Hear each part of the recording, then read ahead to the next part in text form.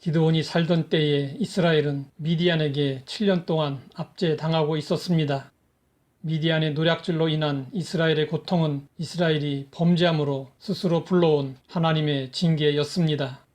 이스라엘 자손들은 고통을 견디다 못해 하나님께 구원해달라고 부르짖었습니다. 그러자 하나님은 기드온을 이스라엘의 구원자로 부르셨습니다.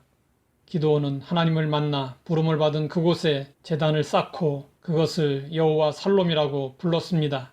기드온이 부른 여호와 살롬은 평화의 신 하나님이라는 뜻입니다. 그러면 기드온은 하나님을 만나고 나서 왜 여호와 살롬이라고 불렀을까요?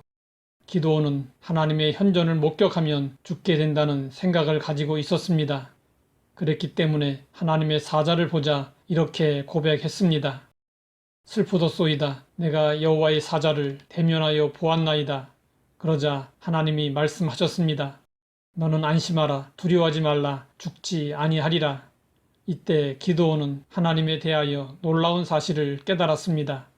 그것은 하나님이 두려움의 대상이 아니라 개인적으로 친근하게 사람들에게 접근하시고 자신을 보여주시는 여호와 살롬, 평화의 하나님이시라는 사실이었습니다. 사람들에게는 하나님께 대한 막연한 두려움이 존재합니다. 어쩐지 하나님 앞으로 가까이 가면 내 정체가 드러날 것 같기 때문입니다. 그래서 사람들은 하나님을 가까이 하고 싶어 하면서도 동시에 의도적으로 하나님을 피하려 하는 역설적인 존재입니다. 물론 우리는 죄의 문제를 해결하지 않고 하나님과 평화로운 관계를 가질 수 없습니다. 그러나 하나님은 우리의 죄의 문제를 대신 짊어지시고 우리를 만나려 하셨습니다.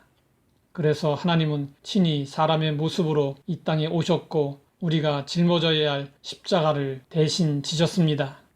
마르틴 루터는 대학생 시절 시골길을 걷다가 폭풍과 천둥을 만났을 때 두려움에 사로잡혀 소리쳤습니다. 주여 저를 살려주시면 수도사가 되겠나이다. 그리고 그는 하나님과의 약속을 지키기 위해 수도사가 되었습니다. 그는 수도원의 엄격한 규율을 지키며 수행에 열중했습니다. 하지만 그는 죄책에 시달리며 마음의 평화를 얻지 못했습니다. 루터에게 하나님은 저 멀리 계신 두려운 존재였습니다. 그러던 그가 어느 날 로마서를 공부하다가 그의 삶을 뒤바꾸는 진리를 깨닫게 되었습니다. 그것은 우리 죄를 대신하여 십자가에 자신의 생명을 내놓으신 예수님을 믿을 때 하나님 앞에서 의롭다함을 얻는다는 사실이었습니다. 이러한 깨달음을 얻자 루터의 마음에서는 그동안 한 번도 경험하지 못한 기쁨이 솟아오르기 시작했습니다. 그는 그 감격을 이렇게 기록으로 남겼습니다. 지금까지 내가 대면한 하나님은 나를 벌하시는 무서운 하나님이었고 나는 그런 하나님을 사랑할 수 없었다.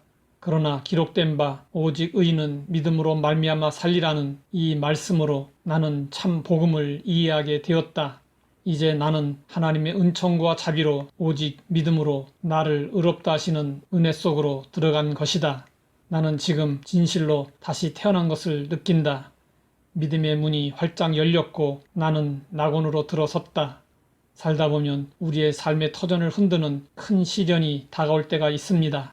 우리는 그것이 새로운 내일을 향해 일어서게 하시려는 하나님의 채찍임을 기억할 필요가 있습니다. 그때 우리는 하나님 앞에 엎드려 회개하며 기도해야 합니다. 주여 회개하오니 이제는 살롬의 은혜를 회복의 은혜를 주옵소서. 하나님 아버지 무서운 하나님이 아닌 평화의 하나님이심을 감사합니다. 믿음으로 말미암는 의를 통해 하나님의 평화를 누리게 하옵소서. 예수님의 이름으로 기도드립니다.